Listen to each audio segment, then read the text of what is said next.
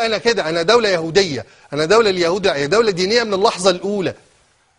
فما تقوليش غير إن ده بيزنس وسياسة وتطبيع، ده موضوع تاني. إنما أي حد عنده ضمير متدين وماسك سبحة وما بيقومش على سجادة الصلاة وبيطلب برنامج المؤذن يحطه على الموبايل بتاعه، أو علماني ليبرالي مدني، لازم يبقى ضد إسرائيل.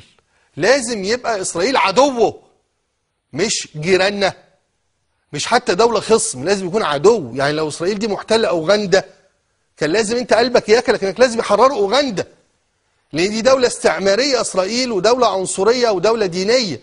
زي ما كان جنوب إفريقيا عاملة تفرقة عنصرية والعالم كله ضد جنوب إفريقيا، وأنت كنت قاطع علاقتك مع جنوب إفريقيا. فمش يعني السؤال مرة أخرى وثالثة ورابعة، ما خدتوش بالكم أن أسطول الحرية اللي رايح يتضامن مع غزة وشعب غزة في حصار غزة لا يضم من المصريين إلا 4، حتى عدد العرب فيهم أقل من عدد الأجانب والخواجات والتراكوة. هنتكلم عن تركيا دلوقتي. يا أخي ده بعد ساعتين من اقتحام وعملية القرصنة والإرهاب، العملية الإرهابية اللي عملتها إسرائيل، المجزرة وقتل النشطاء اللي احنا ما نعرفش حتى لغاية دلوقتي جنسياتهم إيه، واللي جايز جدا يبقوا زي راشيل كوري كده، البنت الرائعة الأمريكية المذهلة وأظن كأنها يهودية، اللي وقفت ضد جرافة إسرائيلية كانت جاية تهدم بيت فلسطيني وقتلت، والعالم كله اتفرج عليها ولا تحرك ذرة دم عند نظام دولي ولا عند نظام غربي مقابل دم هذه البنت البريئة الرائعة وأسرتها النبيلة الشريفة. بنت قاعدة في أمريكا لا لها ولا عليها، بتتفرج على التلفزيون تتأسى وتتألم، فتيجي تتضامن مع الفلسطينيين وتقف قصاد جرافة إسرائيلية وتموت وتستشهد. واحنا هنا قاعدين نقول لهم الفلسطينيين وما عايزين مننا ايه، عملنا لهم. يا جماعة خدوا بالكم حاجة يعني ضرورية، موضوع فلسطين ده مش موضوع جمال عبد الناصر. وعد بلفور كان سنة 1917 قبل عبد الناصر ما يتولد بسنة، كانش عبد الناصر اتولد أساسا. سنة 48 اللي عمل حرب 48 ده الملك فاروق سعادتك، مش تايم حسن طبعا، الملك فاروق اللي بجد.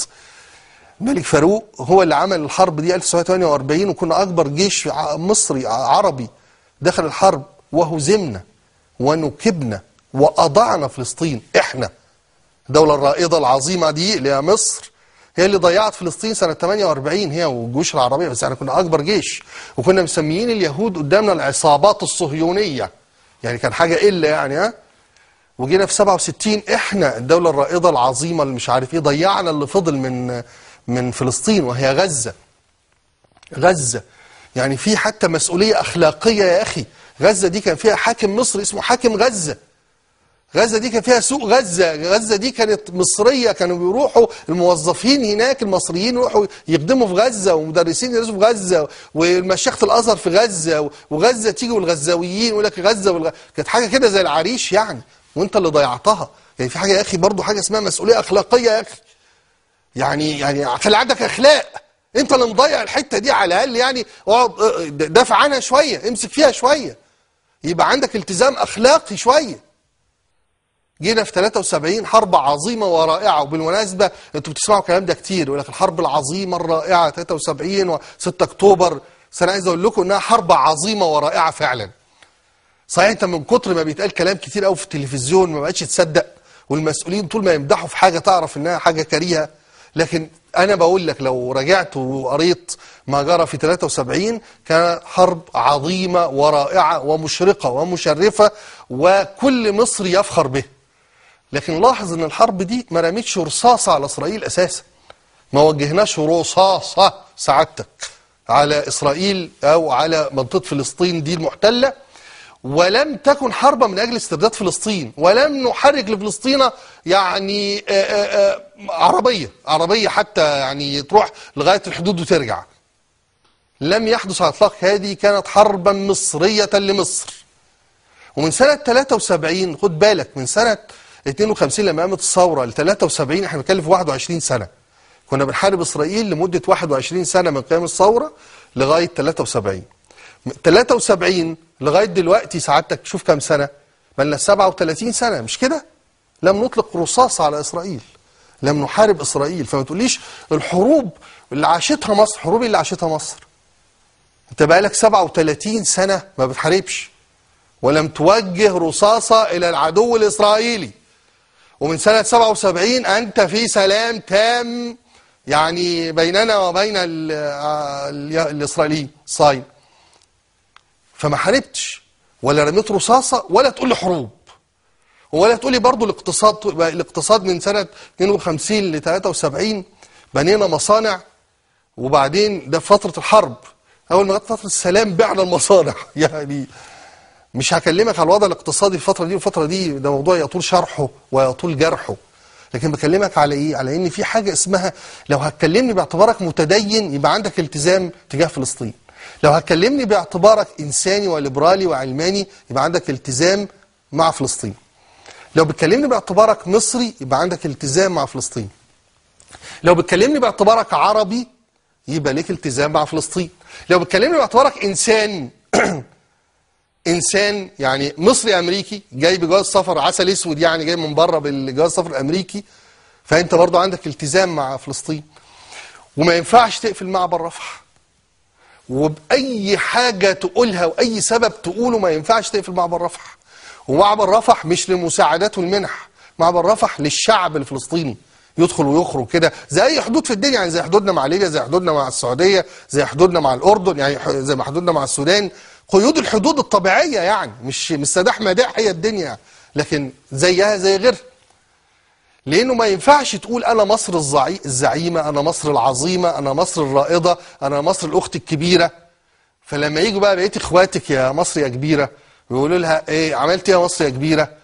تقول ما عملتش حاجه. وطبعا هتقولوا انتوا طبعا هتقولوا الكلام اللي هم محفظوه لكم في كل حته ده، مدارس وجامعات واعلام وتلفزيونات، اللي هو احنا ادينا لفلسطين كتير واحنا عملنا من اجل القضيه الفلسطينيه. طب انا مستعد نوقف البرنامج دلوقتي واسمع بقى عملنا ايه عشان القضيه الفلسطينيه. اسمع حد كده يقول لي عملنا ايه عشان القضيه الفلسطينيه. عملنا ايه عشان ياسر عرفات لما اتحاصر وسمم وقتل. عملنا ايه؟ اصل انتوا بتتعاملوا مع الموضوع وكأن الازمه وكأن فجأة القصة دي كلها والحصار والقضايا الفلسطينية عشان حماس.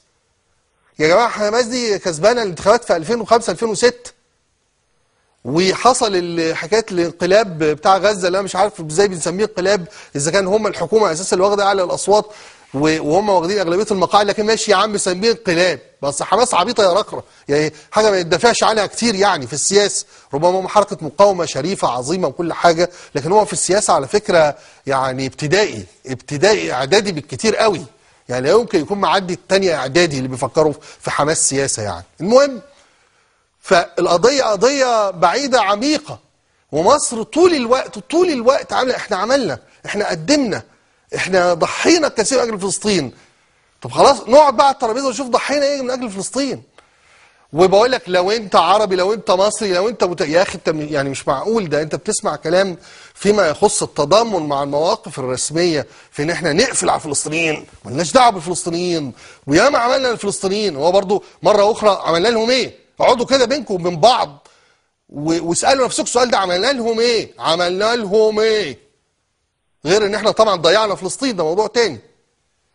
لما نقعد كده بقى ونفكر ونقول يا اخي إذا كنت بقول لكم متدينين، مش فاكرين شعب أبي طالب؟ فاكرين شعب أبي طالب؟